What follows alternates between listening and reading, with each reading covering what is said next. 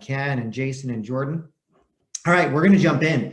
Guys, we have a lot to cover this morning. I'm excited about our call because we're going to really have a theme of activity today. Not that we normally don't, but today is going to be even more so, a real focus on this word activity and really sort of weaving that word through all parts of our day and our lives and our business. So let's start our Friday morning like we do every single Friday. It's one of our favorite things to do. Who wants to share what they're grateful for this morning? Go ahead and raise your hand. I'll be able to call on you. What are you grateful for this morning? Who wants to share?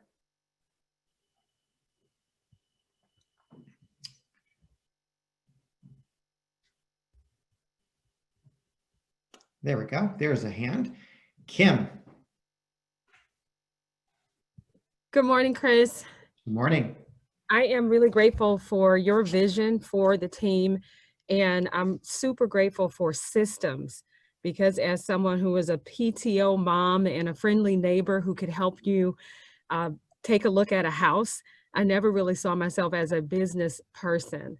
So the systems and the structure and the tools that I have available as a person who's I feel like very young in my development as a businesswoman.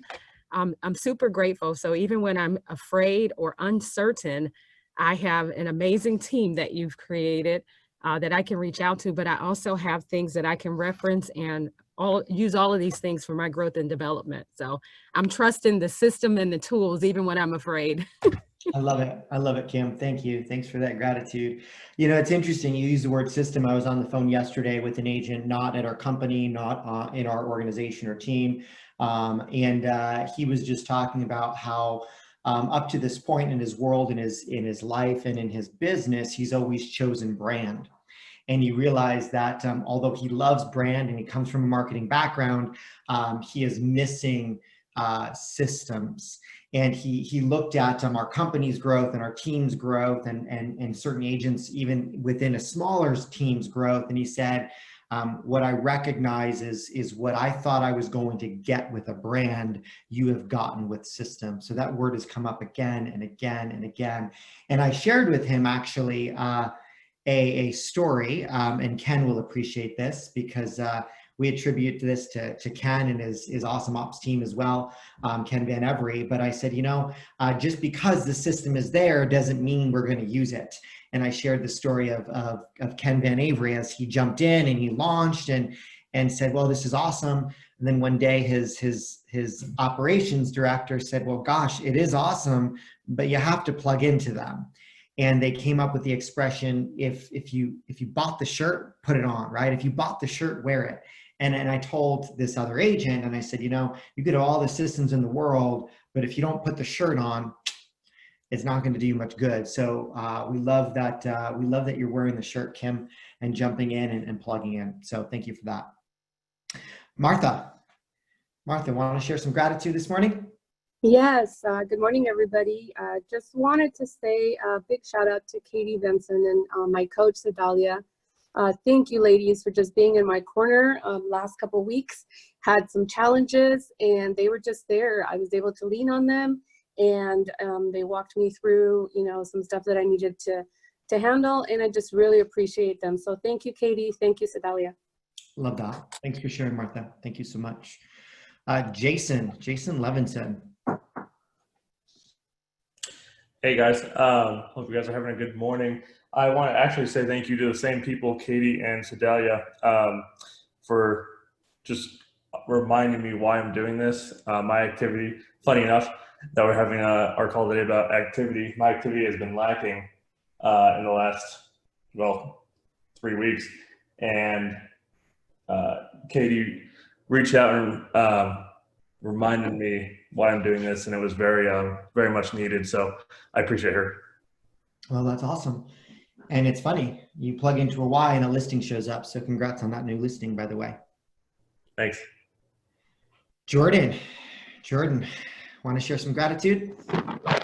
Yeah, actually, I hope it's not too windy on y'all's end. So actually, oddly enough, Jason just went. I was gonna give him some gratitude too. We made a commitment to go over our listing presentation this week and record both sides of it. And it's been a crazy busy week for me and a crazy busy week for him. And so he was actually willing to get on the phone with me at like 10 o'clock my time last night so that we could record our listing presentation on both sides. And so I just appreciate his commitment and all the great feedback.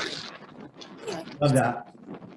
Thanks for sharing, Jordan, and thanks for the gratitude, and thanks for being such a good partner as well, right? Collaborating and helping each other out. Zane.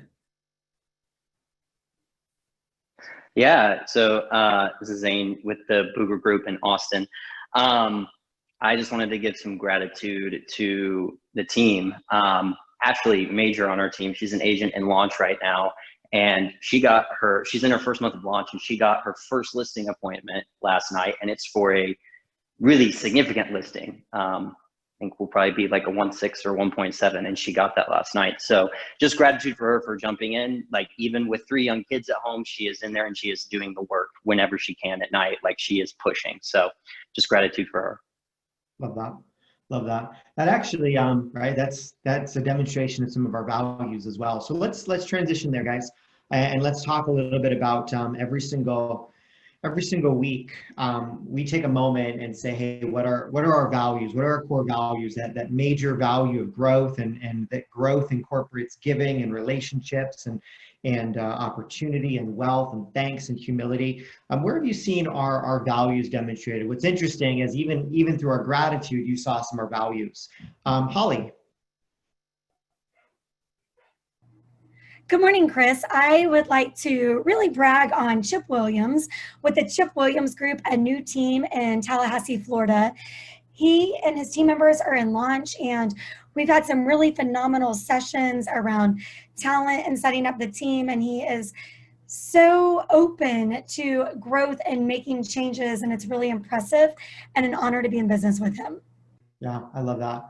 I got to spend a little bit of time with Chip and Ben yesterday, so appreciate your time, Chip. And what an awesome business owner, but what a great human being. So we are honored to have you in the organization.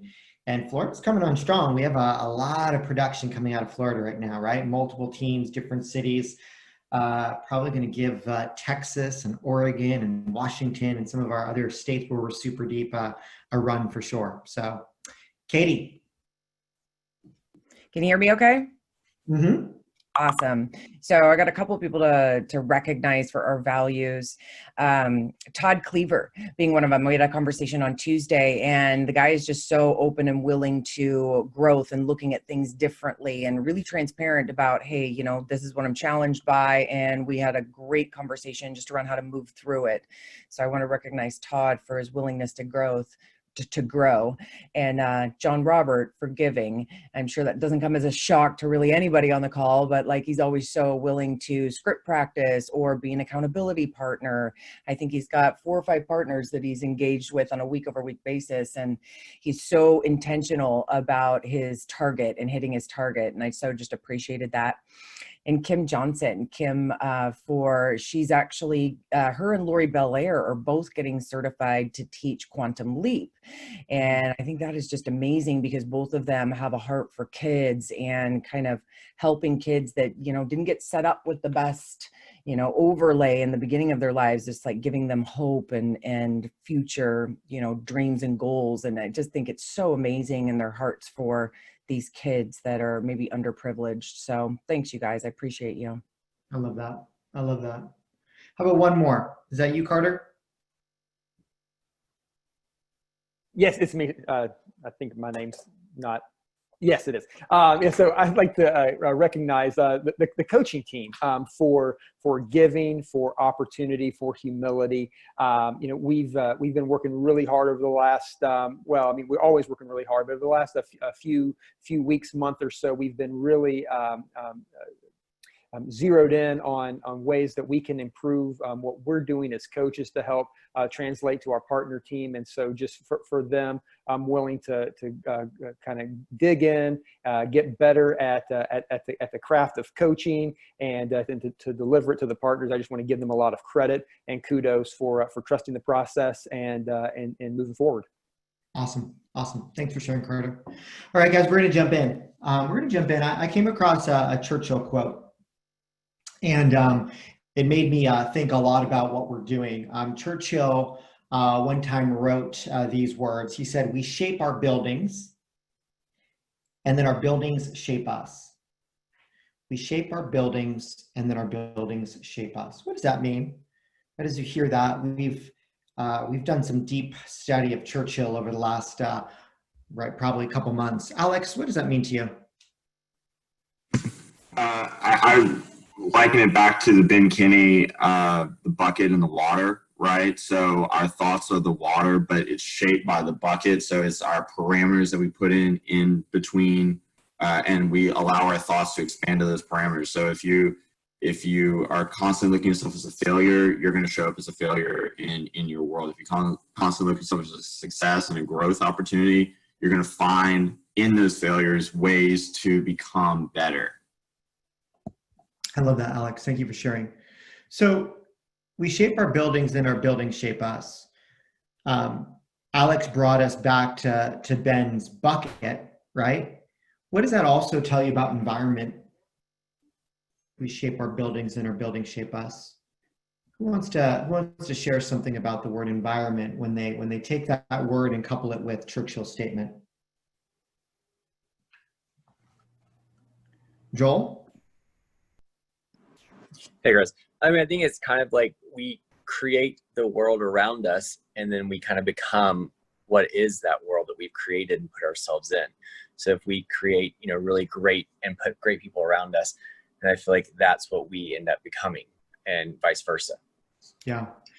What I love about what you just said, Joel, is you use the word create, which is a verb, and it also denotes the fact that you can control that. Oftentimes we become products of the environment that we just allow around ourselves, or we find ourselves in, or circumstantially we're there instead of creating it or choosing.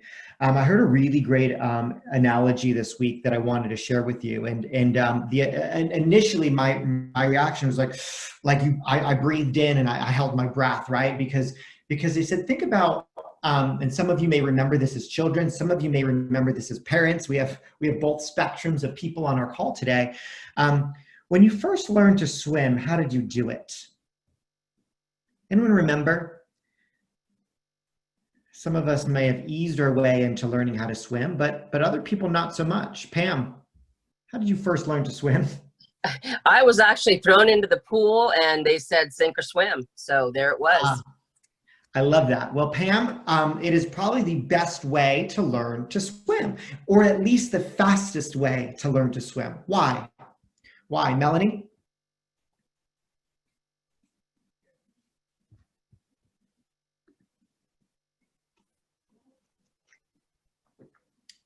So the way that I learned how to swim is, hi. I was asked to wade in the water in one place. Okay. First, I think that it's best to be thrown in because you don't have a chance to think about it, and your instincts kick in, and then you know instantly what to do.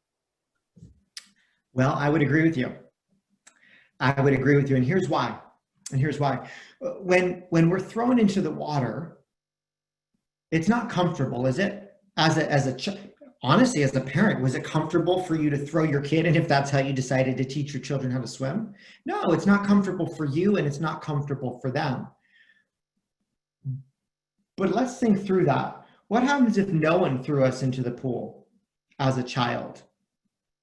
And we weren't in that uncomfortable situation to learn how to swim or force ourselves to swim. Well, gosh, we can find ourselves in a much more difficult situation later on in life, can't we? The problem, guys, is at some point in time in our life, we stop doing that to ourselves, or we stop allowing other people to throw us in the pool, right? We don't push ourselves into activity or force ourselves into uncomfortable situations. And we may, right? I love Melanie's perspective, because she said, well, actually they let me kind of wade in one place and figure it out. And I guarantee you, it took you a lot longer to learn to swim, Melanie, than it did Pam, because Pam got thrown in and she swam.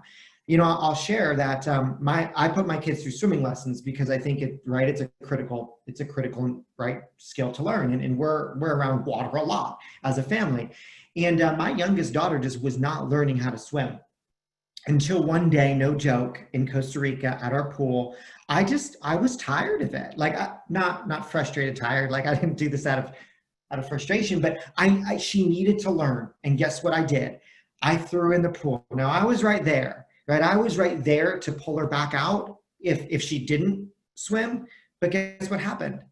Popped right back up, kind of freaked out, and then swam to the edge. And she was upset at me. She was mad at me. She kind of yelled at me. And then I said, jump back in the water. And sure enough, she had learned to swim. Our coaches are that way, guys. We are here. We have built a building. Step into the building. This environment will shape us if we allow ourselves to be uncomfortable. If we allow ourselves to be uncomfortable. Some of us are not doing that, right? We showed up, we joined a team, and that's uncomfortable. And what do we do? Well, gosh, maybe this isn't for me. Like, I don't know if I love this accountability. That is uncomfortable. I promise you, you are being thrown into the pool. But interestingly enough, anytime we're uncomfortable, we go faster, right? We learn faster.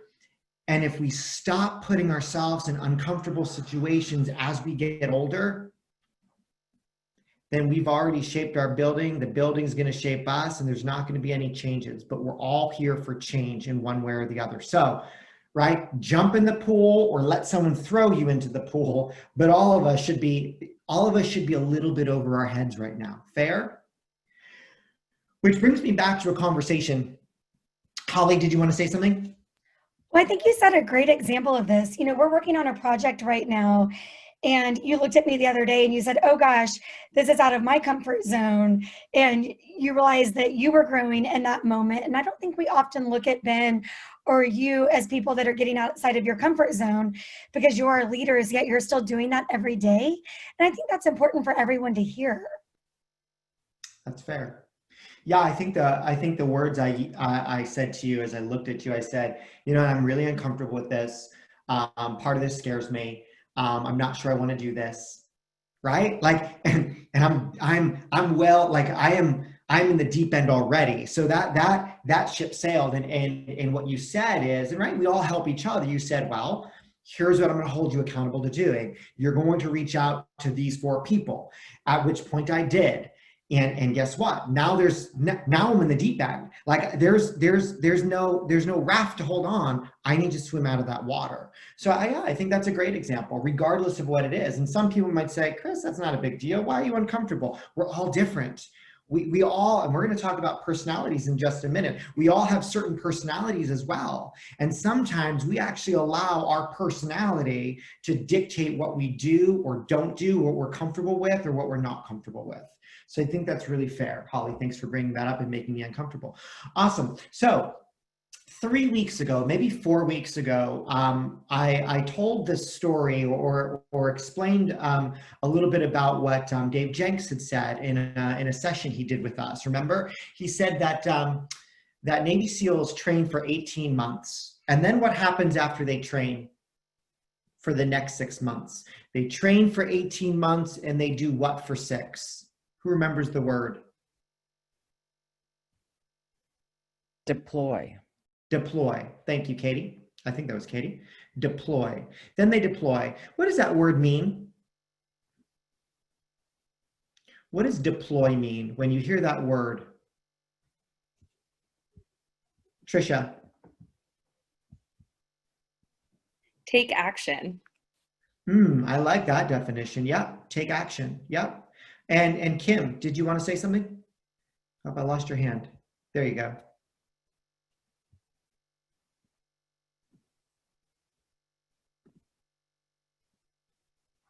Oh, go ahead, Kim. Take action. Sorry, I didn't realize I was on mute. I was going to say take action. Yeah. Yeah, so we got the definition, right? I said, what's the definition? Both of you, take action, take action. But I think it's deliberate action. I mean, if you're deploying, it's not random action. No, because what did you do? For 18 months, you trained. For 18 months, you learned exactly what to do. For 18 months, you actually visualized and envisioned exactly what you're going to do, when you're going to do it, how you're going to do it, and who you're going to do it to or for, right? Depending on the situation where you're deployed to.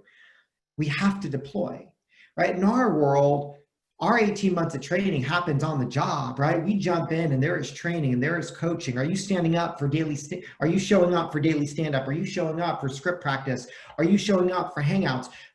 But then you have to deploy.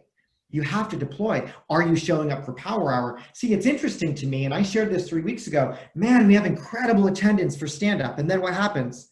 I don't know. Everyone disperses, right? Everyone disperses. And I think, well, did you deploy or did you just show up for training?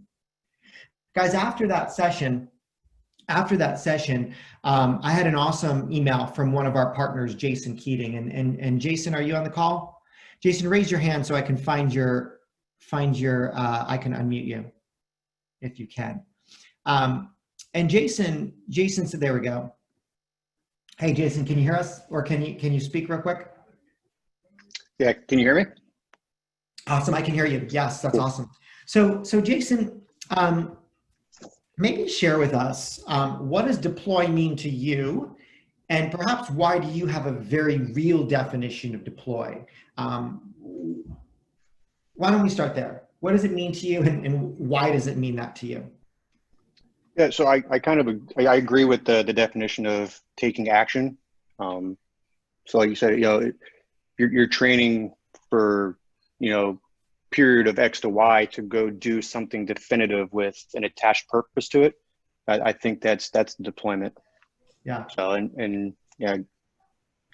coming from multiple deployments, it kind of resonated.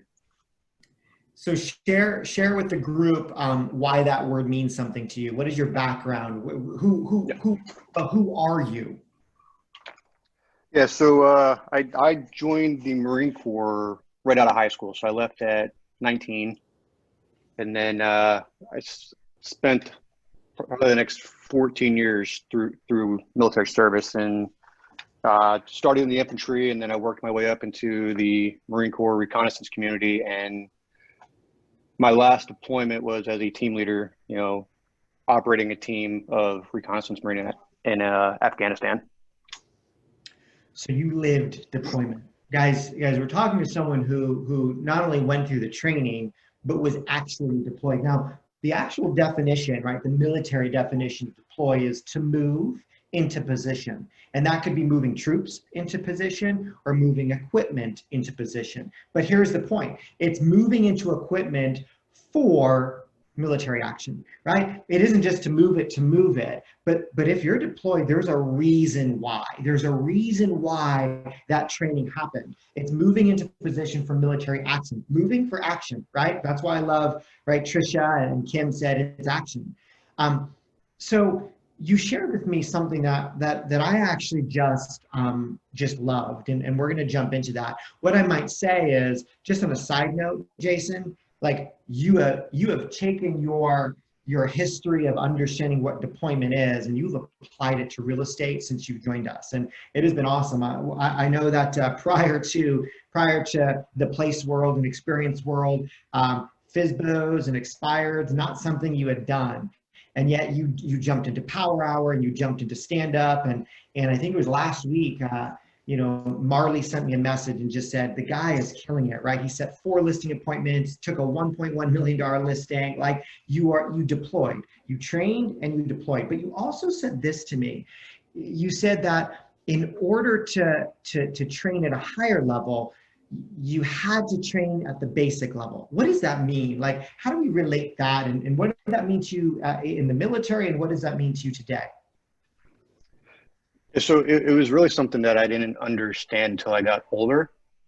But I think everyone wants to participate in something advanced, something higher echelon, a little more elite, whether it's military or real estate. We always want to do more. But until you practice, master, understand the basics, like we don't really have the knowledge and the skill set to move forward into that more advanced, higher echelon activity. So like even while we were deployed in Afghanistan, like if we were going on a mission, the mission, if we were going out on a Saturday, Monday through Friday was hours upon hours of dry practice with our weapons. It was, we'd tape off makeup rooms on the ground, and we would practice the basics of our skills so that we could master the advanced stuff. And it's kind of like with real estate, if we're not practicing our scripts, if we're not mastering our scripts, if we're not owning our activities, we'll never be able to move on to that higher echelon of life. Yeah. I love that, because two things jump out. One, the training never ended. You didn't say, well, good thing we had those 18 months. Now let's go execute. Now let's go deploy and take action. Well, deployment was action, but even while you were taking action, then you began to master skills and higher level training and higher level, you just got better and better. Now, you shared with me something that I wanted to share with the group. And you said that as you grew, there were leadership traits that the Marines taught you. And maybe I'll read, if you'll allow me to, I'm going to read through those leadership traits. There were 14 leadership traits. And what's interesting is they made you memorize those traits. I'm going to ask you some specifics about what they meant to you, and then we're going to apply them to where we are, because each of us are leaders, right? All of us are either leading a group, leading a team, leading ourselves, leading our clients. But they said that these were the traits in the Marines that they looked for in their leaders. Number 1, justice. Number 2, judgment. 3, dependability.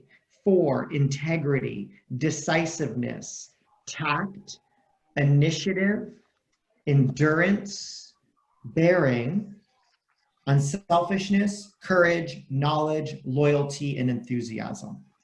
Did I get them all? Yeah, you did. Awesome. So we're not going to go into all 14, but talk to me about judgment, right? What did judgment mean, and why was it an important leadership trait? So I think as a military mindset, we had a saying don't let the mission become the plan. So don't have analysis by paralysis. Any given day, we've always got enough information to make a decision. So we can make informed decisions. They might not always be correct, but as a leader, we're being relied upon to make a decision to move in a direction. It might be backwards sometimes, and we can always move forward from it. But love that. So interestingly enough, oftentimes we hear the word judgment and we think, well, okay, so there's analysis and there's making the right decision, and but from your perspective, leaders actually are able to look at the information and actually then use judgment, right? By using judgment, it means make a decision, which is actually an action word, right? How about initiative? What did that mean to you in the Marines, and how do you think that relates today in what you're doing? So in the Marines, so in our small team environment, we had a phrase called initiative-based tactics. So again, you have the basics that everyone learns, but we all need to have enough confidence in ourselves to use initiative to make judgment in our actions. Nothing's ever going to go to as planned. So be confident in your skill set to adapt to it, to adjust. And a lot of the times actions are taken on the fly. So just that's where initiative comes in. Awesome. What happens if someone didn't exhibit that quality? What happens if someone just initiative wasn't natural for them? What's the danger? Well, so lives were at stake. And then, so I think in the email, I mentioned like the difference between younger me versus older me. Mm-hmm. So, there's obviously the life or death type things that could happen, but there's also what happens when you don't have leadership experience. So my first few rounds in that leadership position, excuse me, I don't want to say that we're failed, but the way I responded to someone's lack of understanding or lack of proficiency was not the quality of a leader that I should have been. So I think there's multiple different perspectives on what happens. That's awesome. Enthusiasm showed up as a leadership trait. Why is that so important? So specific, I can give you a specific example and then we'll try to relate it. So we were being briefed on a mission and it was extremely dangerous. We were almost at the end of our deployment, and it was one of those things like mentally you get tired. So attached to this mission were, like I said, a lot of dangers, which, you know, in turn bring on a lot of negative thoughts.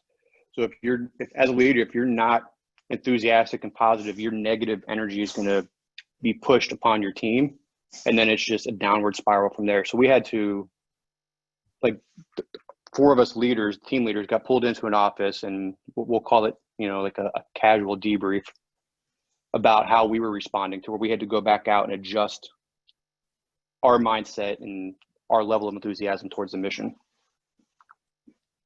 So we have to stay positive. How do you think, you know, I look at that and I start looking at these qualities and I say, gosh, I don't know that we can maintain enthusiasm if we don't maintain our courage, right? Mm-hmm. And if we don't maintain our courage, I don't know that we're maintaining our endurance. And if we don't maintain our endurance, we're certainly not going to take initiative. And if we don't take initiative, then we're clearly not demonstrating the quality of being decisive. And if we're not decisive, well, then gosh, all the knowledge that we took in, we're clearly not putting into practice in our judgment. And all of a sudden I started looking at these 14, right, leadership traits, and I say, man, they're not bad for us to write down or copy and paste from your chat box as I posted them and ask, hey, on a daily basis, on a weekly basis, which one did I have to test in myself? Which one did I demonstrate really well? Which one did I fail at, right? Did I lose endurance this week? Did I drop tact this week?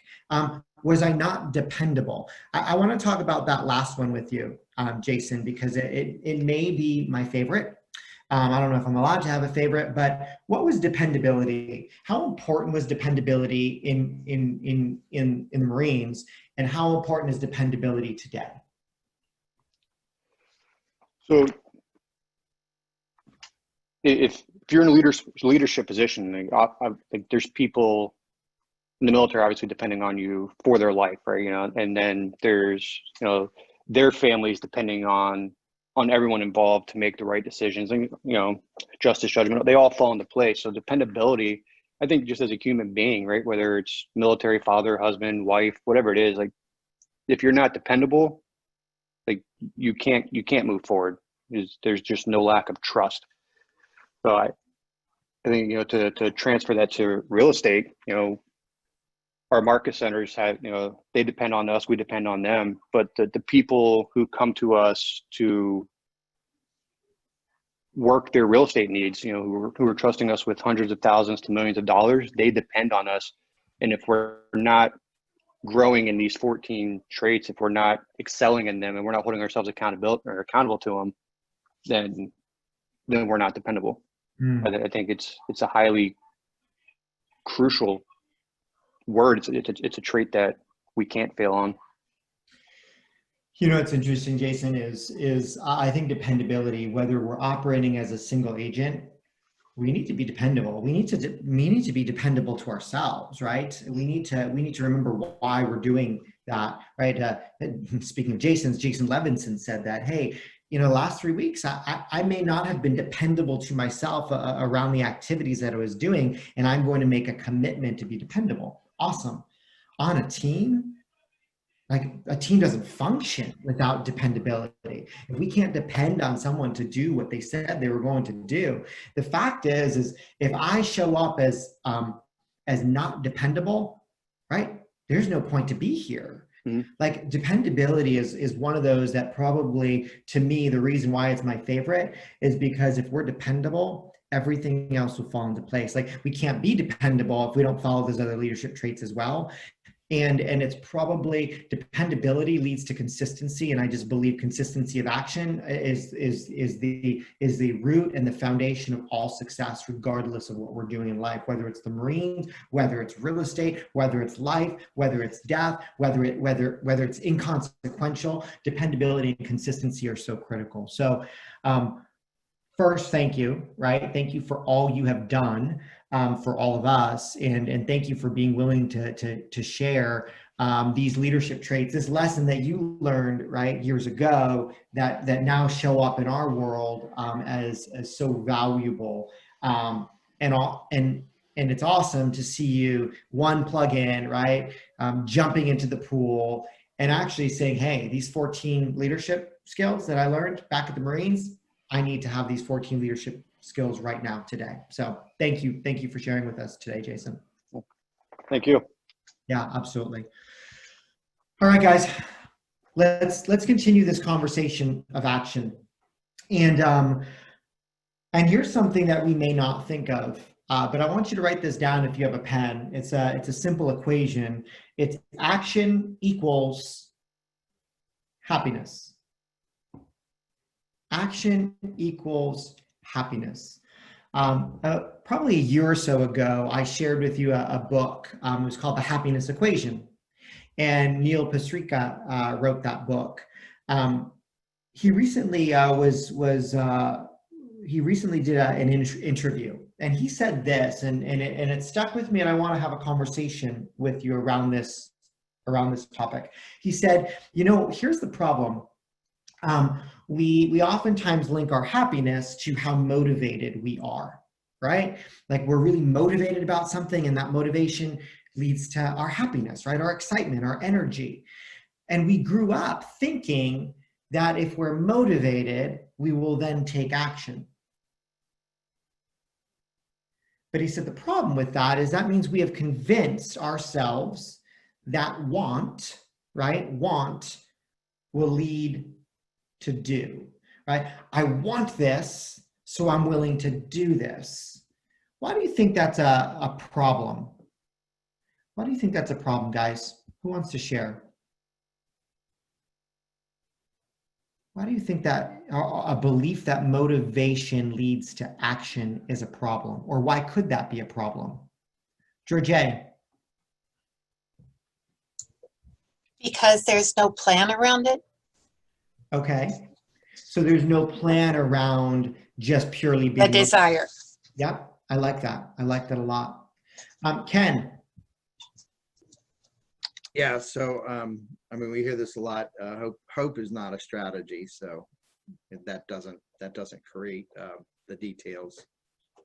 Okay, so thank you, Ken, and you're right. I love that. Hope is not a strategy. We say that a lot around here. But what's interesting about that is oftentimes motivation is tied into hope, right? And yet Georgie says no plan, right? Ken says no strategy. Barb?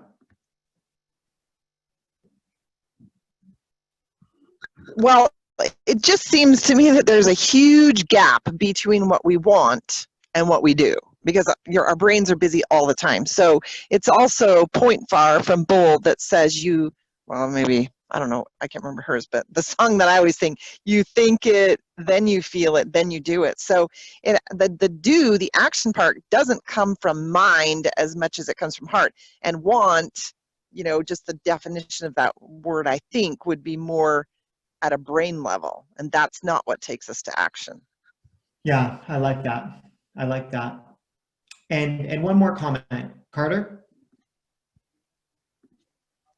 Yeah, I think when we think about something that we want, a lot of times we feel like from a mindset perspective that we're not almost deserving of it, that it's something that's far off in the future, and we don't see ourselves as kind of being the person who can get that. So a lot of it comes to kind of to what Barb said, our programming around things that we want, we don't feel like we're able to achieve.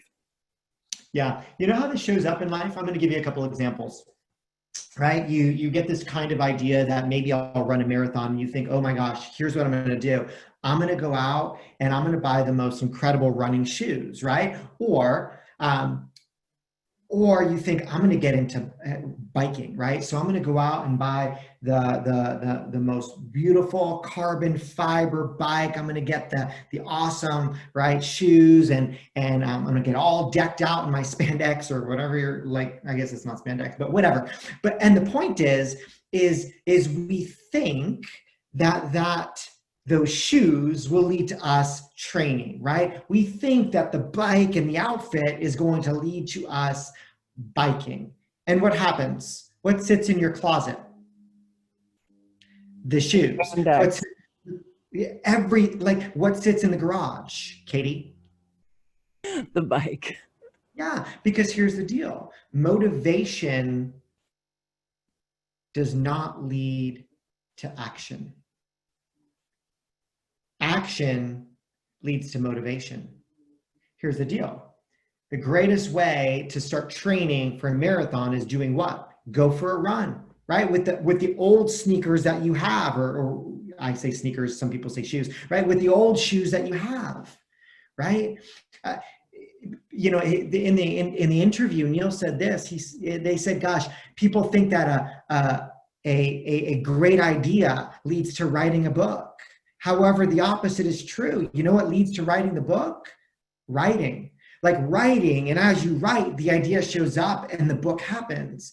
Action leads to the motivation. Be careful, because we will try to motivate ourselves, and we come to our coach and say, I'm just having a bad day. And we think that the coach is going to get our motivation up, and that is not a fact. You know how your motivation is going to show up?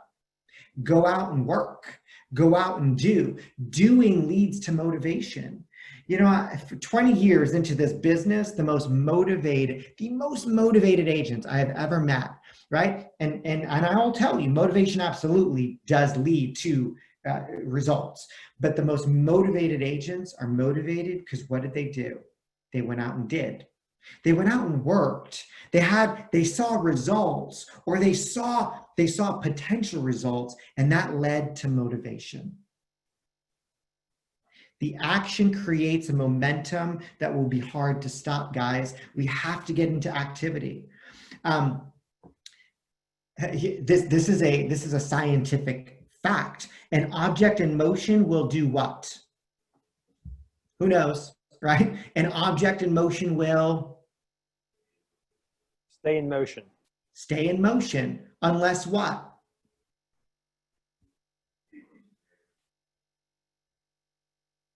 Unless acted upon by an equal or greater force, right? An object in motion remains in motion unless acted upon by an equal or greater force. Well, guess what? There's no greater force than your activity. There's no greater force than your activity. An object in motion will stay in motion. And you know what? As you stay in motion, guess what happens? Motivation shows up. I am an object, right? You're an object. We are all objects. We just need to get in motion. It's easier. I love this quote from his book. He said, it's easier to act your way into a new way of thinking than it is to think your way into a new way of acting. You know, people say, gosh, I really love the development that this organization does. And you know what? The development is useless unless we get our people into activity, right? We could love Fridays, and we could love Mondays, and we could love our coaching calls, but unless we're in activity, we can't get anyone to think their way into new acting. We can act our way into new thinking, though. Remember, right? What's interesting is the action. This is an equation, and I love equations because this side equals this side. Action equals happiness. It's the happiness equation.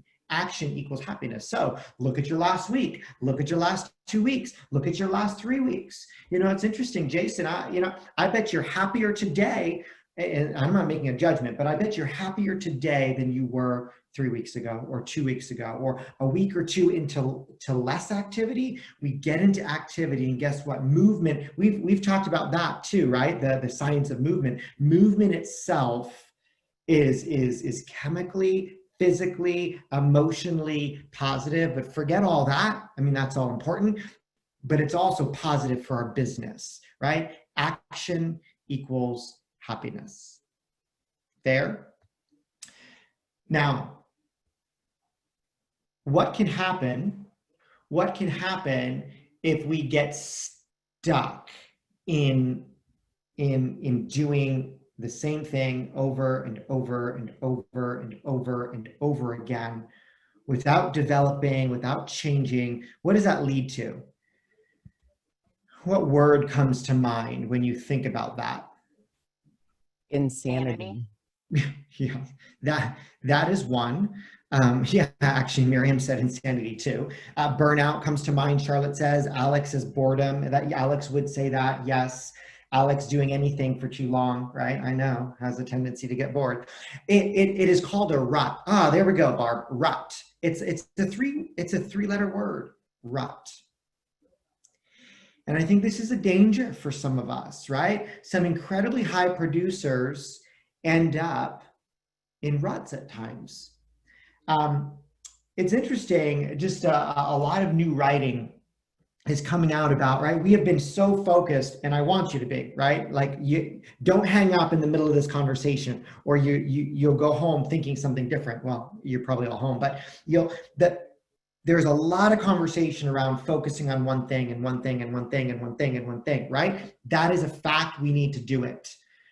There's a lot of conversation around specialization as well. There's incredible value in specialization, right? Specializing for sellers, or specializing in buyers, or specializing in systems and operations. Awesome. But here's the challenge, guys. It can also get us into what's called, David Epstein in his book, Range, wrote, you can fall into a rut of competence. A rut of competence. When we get really good at one thing, we oftentimes decide to stay there. We oftentimes decide to stay there. And David Epstein says, science has shown us that range is important. What does that mean to you? Range is important. Does it mean get distracted? Does it mean do three things, not one thing? Who wants to share?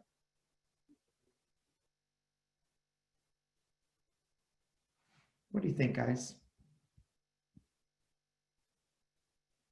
Barb.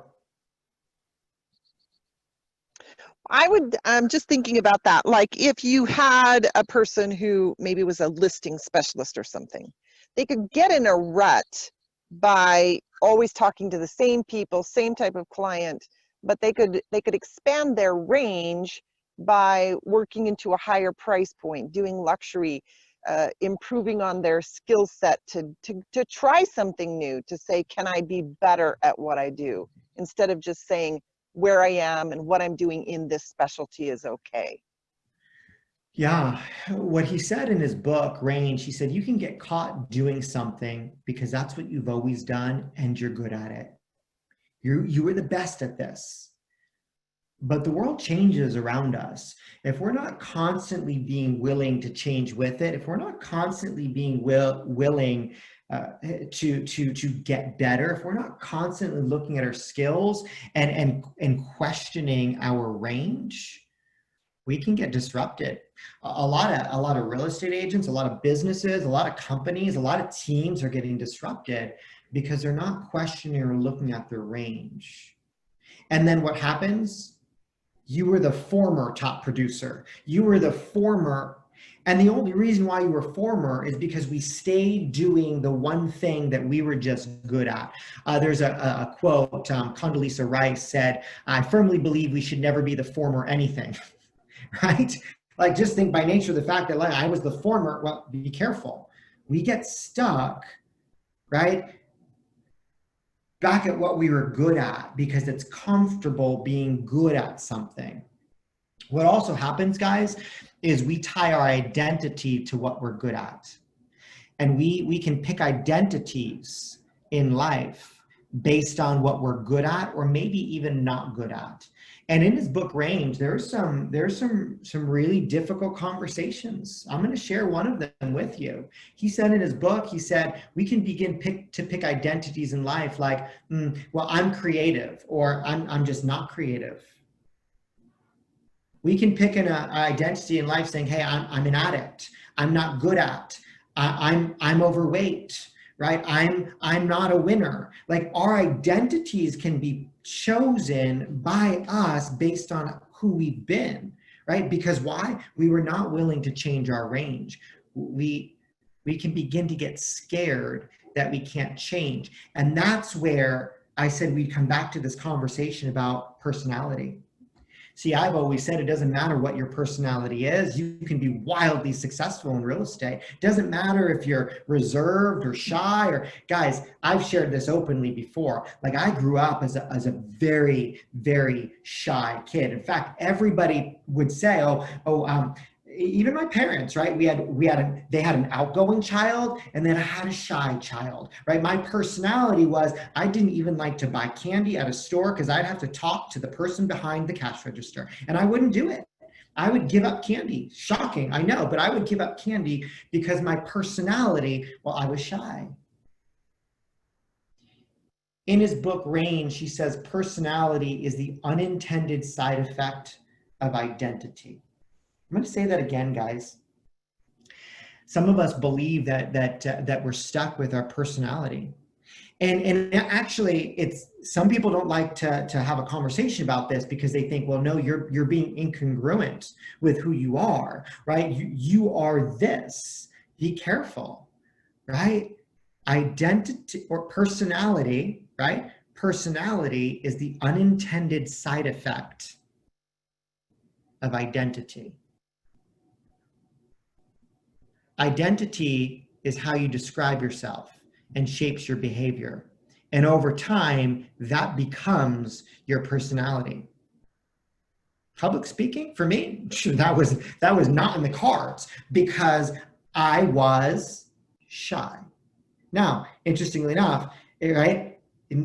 Even as I say that, it was, not is. But see, our identity will become our personality. And some of us are not having the success that is one identity away. Why? Because we have told ourselves that our personality is going to prevent it. That my personality, I don't have the personality for expired, so I don't have the personality for door knocking, or I have a personality for cold calling. Well, maybe you do, but maybe you have an incredible personality for face-to-face. Be careful that our identity, right, is not shaping the personality. That is an unintended side effect. Now, he also said this, we defend and seek to confirm, identify our identity instead of disconfirming it. That is why it doesn't matter who you are, where you are, right? I understand DISC and ABA and KPI, all of that, right? Those are traits. That is not your identity.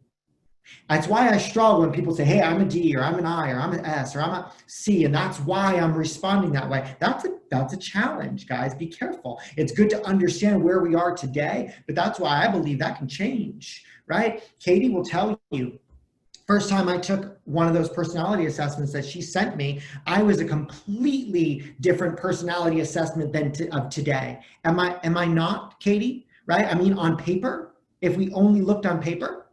100%. Like, in fact, she got that personality assessment back as she AVA'd me. And isn't that what it was? Yeah, AVA'd me. And she goes, this is weird. This doesn't even seem like you. Well, at that moment, right, I was identifying as how I answered those questions. We defend and seek to confirm identity instead of just disconfirming it. Be careful that you don't do that to your people. Be careful you don't seek to confirm the identity or personality of your buyer's agent, or your operations manager, or your listing manager, or your leader, or your partner, or the agent next to you, or yourself. Awesome. Right? That's why Holly says we verify, right? And what does the verification do, Holly? Like, as you verify, like, the verification is what? A series of Questions. Questions, right? Which is what? Oftentimes disconfirming more than confirming. And we have to be careful. I think we can learn something from this book. We have to be careful that we don't go into that verification always looking to confirm. Fair? It's an aha for us today. And that we don't make judgments on a report. Yeah, I love that. So here's my takeaway. And then I'm going to tell you a story. Range is important, guys, right? If we get stuck being someone that we've always been, or we get stuck in the skill set that we've always had, or whether we're good or not good, that is not a positive. That is not a positive. Diversity, if we can learn anything from the world right now, if we can learn anything from the world right now, diversity is necessary. Ozan Varol, one of my favorite people right now. I'm hoping to get him for us, guys, so just give me some time. Hope is not a strategy. I have a strategy to get him for us, guys, so just give me a little bit of time. But Ozan Varol, he actually lives in Portland, wrote the book, How to Think Like a Rocket Scientist. I think he's brilliant. He really is. He shared a story on his blog this week that just hit home. It was about diversity. It was about diversity. He said this, I'm gonna share it with you. He said, imagine eating the same thing for breakfast, lunch, and dinner every day. Who wants to do that? Anyone? Raise their hand. No, no one. No one wants to eat the same thing for breakfast, lunch, and dinner. Now, you might think, well, that seems easy and it's quick and it's fast and yep, and it is boring, right? It is boring. But see, that's what half the Irish population did in the early 1800s, right? The majority of that population ate the same thing almost exclusively, breakfast, lunch, and dinner. It was potatoes, right? The history says that the potato consumption of a typical worker exceeded 6 pounds a day. Like that is all they ate, right? Potatoes. But here's a lesson in diversity, guys. The lack of diversity, he said, extended beyond diet to the potatoes themselves. Irish potatoes were essentially biological copies of each other. Farmers relied heavily on one variety. They cloned it. They repeatedly cloned it to feed the entire population, right? And that strategy worked just fine, just one thing, until some steamships from American brought with them, Ozan says, a visitor. You know what that visitor was? Phytophthora infestan, right? That's Greek for plant destroyer. And what happened? The fungus obliterated the Irish potato crop. Why? Because there was just one crop. There was no diversity in food. And that led to the Great Hunger, which lasted for 7 years. You know, by 1852, 1 million Irish had died. Another million had fled the country. The population plummeted by nearly 25%. Now, there are a few factors, but the major factor was the lack of genetic diversity in potatoes, such that an environmental change, right, the introduction of a new fungus or pest was enough to kill all the crops, and with it, the people that depended on them. Honestly, the lack of diversity in any system, whether it's potatoes, whether it's your business, whether it's the human being, makes that business, makes that potato, or makes human beings ridiculously vulnerable. So what I'll share with you is the beauty of and this is a people conversation, guys, and I don't always want to bring it back to business, but the fact is being part of an organization that diversifies such that we can pivot and you look at your team and you say, well, gosh, we have leads from multiple sources, right? Some of us have the levers and some of us have the wheel. And when we look, it is critically important that you're executing right now and that you actually don't eliminate diversity from your business, but that we don't eliminate diversity from people either. I'll end with this because we're at the top of the hour. Ozan said this. He said, when a pest arrives, and the world has a way of introducing pests at the worst possible time. Those who will survive will be the ones who have unlocked and planted seeds for multiple crops before they get hungry. Got it? Guys, you're at the right place, right? We are a diverse group. We have a diverse skill set. Your leaders do, right? Clearly, you do. We train to that. We coach to that. We can change our identity and personalities around that. As we think about our call today, guys, remember, right? It all begins with action. It all begins with jumping in the pool or allowing someone to throw you in.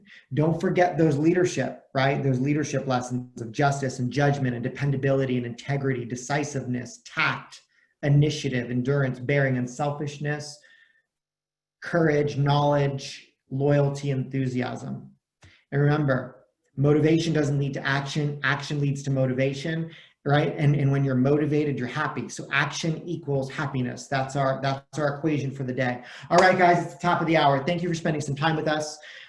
Thank you for your collaboration and sharing those that you did. Jason, thank you. Thank you for everything you've done for all of us in your life and your history, and also just sharing lessons learned with us today. If you need me, guys, you know where I am. Text me, email me, message me. I'm here to help. Thanks, guys.